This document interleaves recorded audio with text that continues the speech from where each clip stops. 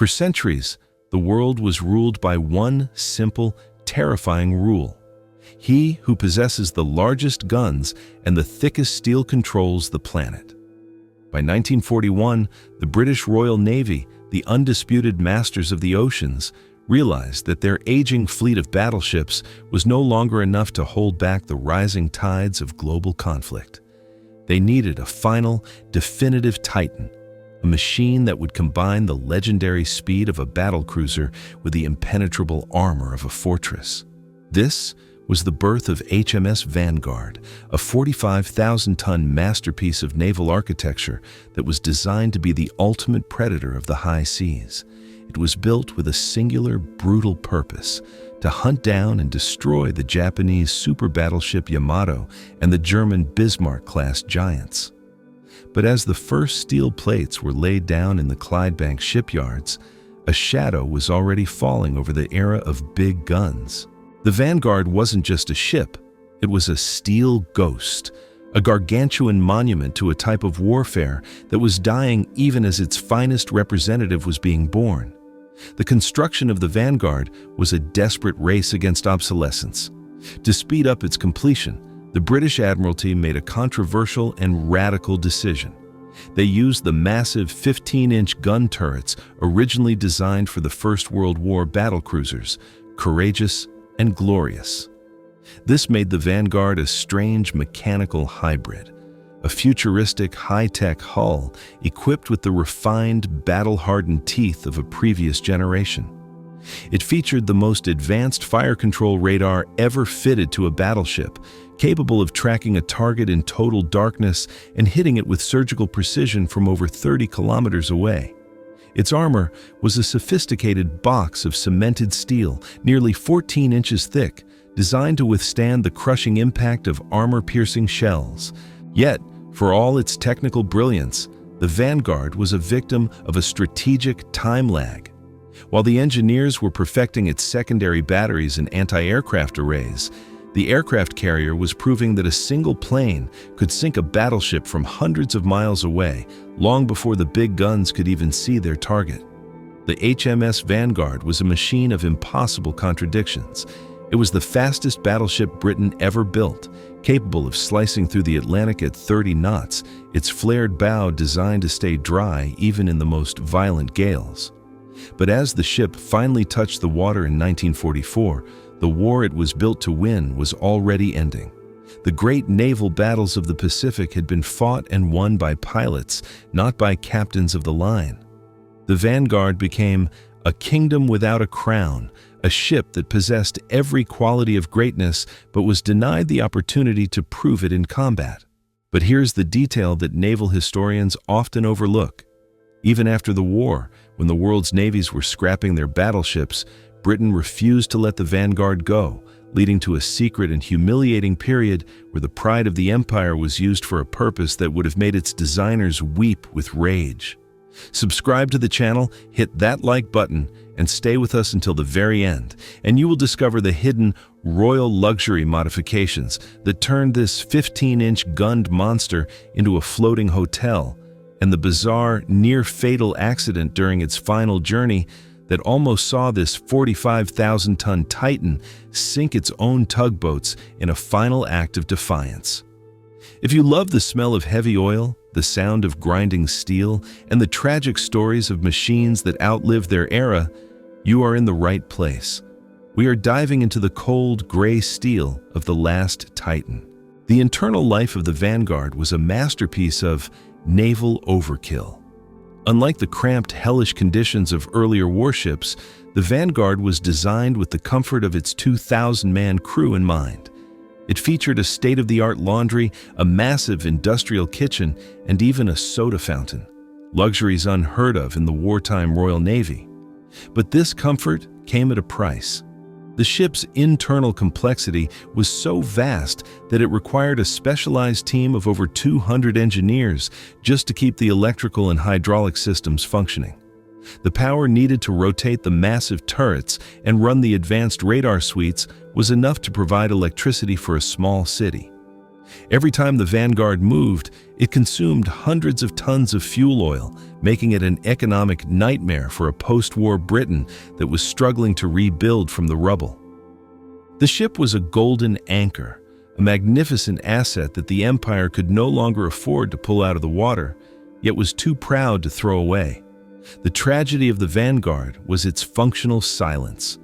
For all its 15-inch firepower and its incredible anti-aircraft beehive of 40mm Bofors guns, the ship never fired a single shot at an enemy target. Its guns, which could have leveled a coastal city or shattered a cruiser in seconds, were used only for practice drills and royal salutes. It became the Royal Yacht, carrying the king and queen on tours of the crumbling empire, its massive guns serving as nothing more than a scenic backdrop for diplomatic dinners. The crew, trained for the most violent naval combat in history, found themselves polishing brass and painting decks for royal inspections. The Steel Queen was being treated like a museum piece while she was still in her prime, a vibrant, powerful machine being suffocated by the very peace she was built to ensure. This was the ultimate irony of the HMS Vanguard. It was the most perfect battleship ever made, but it was born into a world that had forgotten how to use them. The true brilliance of HMS Vanguard was hidden not in the size of its guns, but in the invisible electronic brain that controlled them. While other battleships relied on visual spotting and primitive analog computers, the Vanguard was equipped with the Admiralty Fire Control Table, AFCT, MKX. This was the pinnacle of mechanical computation, a massive brass and steel machine located deep within the armored citadel that could process thousands of variables: wind speed, air density, ship's roll, and target vector, all in real time. But the real game changer was the Type 274 radar. Unlike the grainy, unreliable radar of the early war years, the 274 was so precise that it could see the splashes of its own 15-inch shells in the water and automatically correct the aim for the next salvo. This meant that the Vanguard didn't need daylight or clear weather to kill. It could destroy an enemy fleet from 20 miles away through the thickest Atlantic fog or the pitch black of a midnight storm. It was a digital hunter trapped in an analog age, a ship that could land a hit with its first or second volley while its opponents would still be guessing the range. The engineering of the hull was another area where the Vanguard outclassed everything that came before it. The designers, learning from the tragic losses of ships like the HMS Hood and Prince of Wales, implemented a total survivability architecture.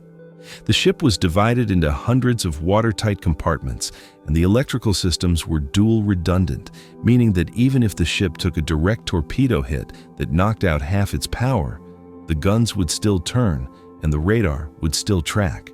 The transverse bulkhead design was so robust that some naval architects claimed the Vanguard was practically unsinkable by conventional gunfire.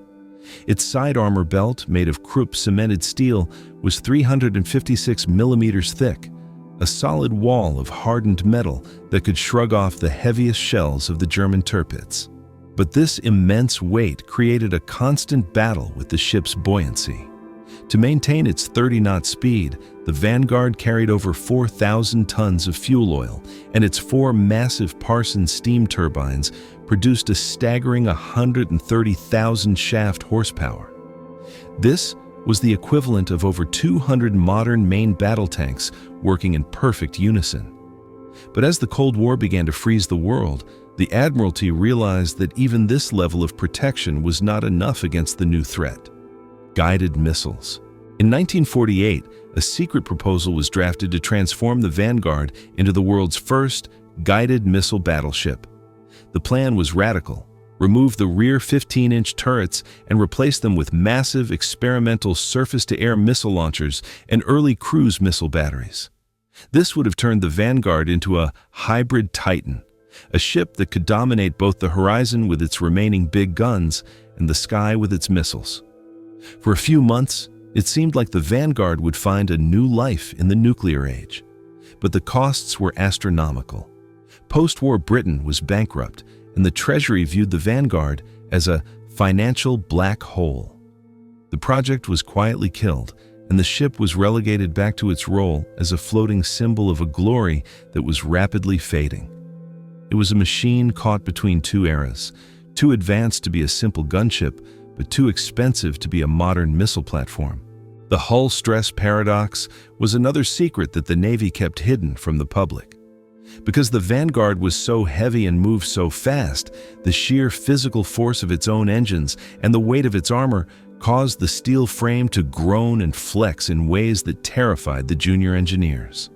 During high-speed trials, the vibration from the four massive propellers was so intense that it could shatter glassware in the officer's wardroom and loosen the rivets in the secondary bulkheads. The ship was a living, breathing entity of high-tension steel, a machine that was constantly fighting against the laws of physics just to stay together. It required a constant, back-breaking cycle of maintenance. Every inch of its 800-foot hull had to be inspected for stress fractures.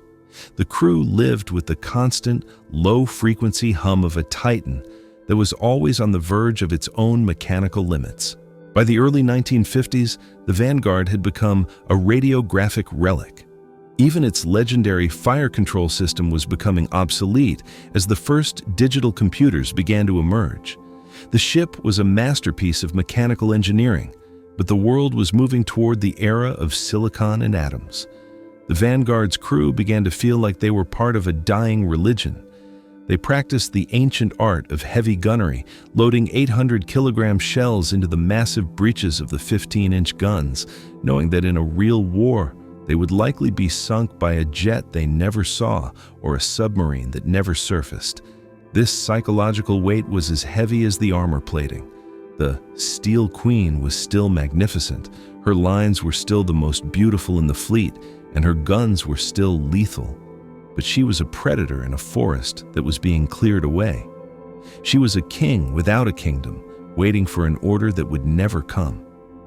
By 1960, the decision was final. The HMS Vanguard was to be scrapped. The British government, drowning in debt and looking toward a future of nuclear submarines, saw no place for a 45,000-ton relic of the past, but the ship itself seemed to have other plans. On the morning of August 4th, as tugboats prepared to pull the Steel Queen out of Portsmouth Harbor for her final journey to the breaking yards in Scotland, the Vanguard staged a final spectacular act of defiance. As the massive hull reached the narrowest part of the harbor entrance, a sudden shift in the tide, or perhaps a ghost in the machines, caused the ship to swing wildly. The 800-foot Titan, without power of its own, became a massive, uncontrollable pendulum of steel. It ran aground, nearly crushing the harbor wall and threatening to smash into a popular seaside pub filled with horrified onlookers. For several hours, the pride of the Royal Navy sat stuck in the mud, blocking the entire harbor, as if refusing to leave the waters she was built to protect. It took 5 frantic tugboats and the sheer desperation of the harbor master to pull her free, but the message was clear. The Vanguard was not going quietly. This event, known as the Great Portsmouth Grounding, was the final headline for a ship that had never fired its guns in anger. It was a humiliating yet poetic end.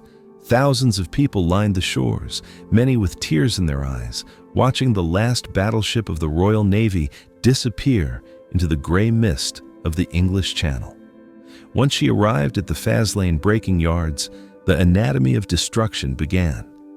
Breaking a battleship of this scale was an industrial challenge that lasted for years. Because the Vanguard was built with such extreme structural integrity, the workers had to use thousands of tons of acetylene and specialized thermite cutters just to penetrate the 14-inch armor belt. As they peeled back the layers of steel, they discovered the true quality of British engineering.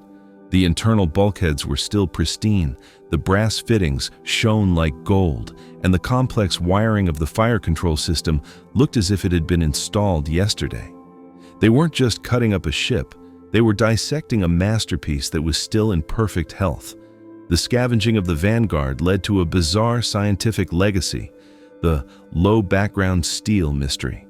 Because the Vanguard's steel was forged before the first atomic bombs were detonated in 1945, it was free from the trace amounts of radioactive isotopes found in all steel produced after the nuclear age began. This made the ship's massive hull incredibly valuable for scientific instruments. Parts of the Vanguard's armor plate were salvaged and repurposed to build radiation-sensitive medical equipment and deep space sensors. Bits of the last Titan are currently scattered across the globe in laboratories and perhaps even in satellites orbiting the Earth. Even in death, the Vanguard's steel was too advanced to simply be melted down and forgotten. It became a silent participant in the very atomic age that had rendered it obsolete. But the most tragic discovery made during the scrapping was the time capsule of ambition. Deep within the bowels of the ship, workers found crates of spare parts, specialized tools, and technical manuals for systems that had never been fully utilized. The ship was a logistical powerhouse, prepared for a global war of attrition that never came. The sheer waste of resources was staggering. Millions of man-hours and thousands of tons of high-grade materials had been poured into a machine that spent its life as a glorified transport for royalty. The Vanguard's life was a 15-year exercise in strategic futility. It proved that a nation can build the most perfect weapon in history. But if the world changes its mind about how to fight, that weapon becomes a 45,000-ton anchor, dragging down the economy and the spirit of its people. The legacy of the HMS Vanguard is a warning about the tyranny of the masterpiece. We often fall in love with the technology of the past, perfecting it just as it becomes useless. The Vanguard was the peak of the battleship evolution, a pinnacle that reached so high it touched the clouds just as the ground beneath it gave way. It remains the stillborn king, a monarch of the seas who never had a chance to wear the crown of victory. When the final piece of her keel was dragged from the water in 1962, the era of the big gun warship didn't just end, it vanished. The ocean was now the domain of the invisible submarine and the distant aircraft, and the echoing boom of 15-inch guns became a sound that only lived in the memories of those who served on the last great Titan of the Empire. I want to hear your voice in the comments. Do you think Britain should have kept the Vanguard as a museum ship like the USS Iowa? Or was the cost of maintaining such a monster truly too much for a dying empire? And tell me, is it better for a ship like this to be scrapped in its prime or to slowly rot away in a forgotten harbor? If you felt the weight of that 45,000-ton hull grounding in Portsmouth, hit that subscribe button and leave a like. We are the channel that honors the giants that time forgot. See you in the next deep dive into the steel monsters of history.